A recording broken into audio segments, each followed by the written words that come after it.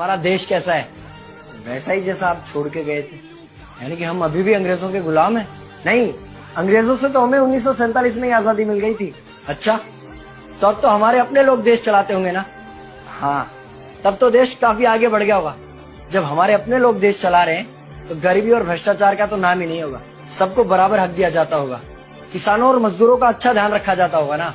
नहीं, ऐसा तो कुछ नहीं है। तो कैसा है बताना मुझे। कैसे हमारे अपने नेता, हमारे आजाद भारत के नेता, 100 साल हो गए मुझे गए हुए, बताना। हमारे अपने नेता वो तो अपनी जेबें भरने में लगे हुए हैं। आने वाली 7 पीढ़ियों को नहीं बल्कि 700 पीढ़ियों को ना कमा कर खाना पड़े उस चीज के इंतजाम में लगे हुए हैं। तो तुम लोग क्या कर रहे हो और हमारे देश का युवा क्या कर रहा है?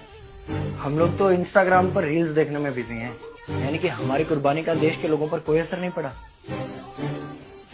देश के लोगों में कोई देशभक्ति नहीं, कोई देश प्रेम नहीं। नहीं, ऐसा नहीं है। आपके लिए और देश के लिए बहुत प्रेम है भारत के लोगों के दिलों में। हर 15 अगस्त और 26 जनवरी को तिरंगा फहराते हैं, पूरे जोश के साथ भारत माता की जय बोलते हैं और आपकी डीपी भी लगाते हैं। और भारत और पाकिस्तान के क्रिकेट मैच के दौरान तो हमारी देशभक्ति पीक पर होती है। तुम इसे देशभक्ति समझते हो? तो फिर क्या है देशभक्ति? अगर तुम्हारी देशभक्ति समाज को सुधारने में, गरीबों को अच्छी शिक्षा या बराबर का हक नहीं दिलाती तो कोई काम की नहीं है तुम्हारी देशभक्ति। भ्रष्ट नेताओं और सरकार के खिलाफ आवाज उठाओ, लोगों को एकजुट करो। लेकिन अगर हमने सरकार के खिलाफ आवाज उठाई या नेताओं से सवाल पूछे तो हमें एंटी नेशनलिस्ट कहा जाएगा या हमें गद्दार करार दे दिया जाएगा। तो डरता है। 23 साल का था मैं जब अंग्रेजों ने मुझे फांसी पर चढ़ा दिया। मुझे तो आतंकवादी कहा गया था। अगर अब नहीं जागे तो ये देश सोता रहेगा। ये सरकारें, ये नेता देश को बेच खाएंगे।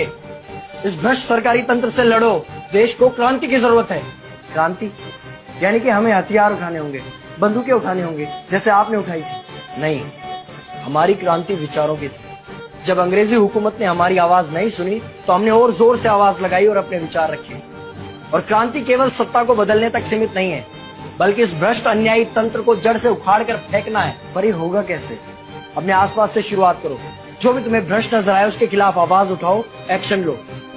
तुम्हारे टैक्स का पैसा नेताओं की जेब में जा रहा है, हिसाब मांगो। अपने वोट का सही इस्तेमाल करो, लोगों को जागरूक करो और इस देश को आजाद करवाओ। इंकलाब जिंदाबाद, इंकलाब जिंदाबाद।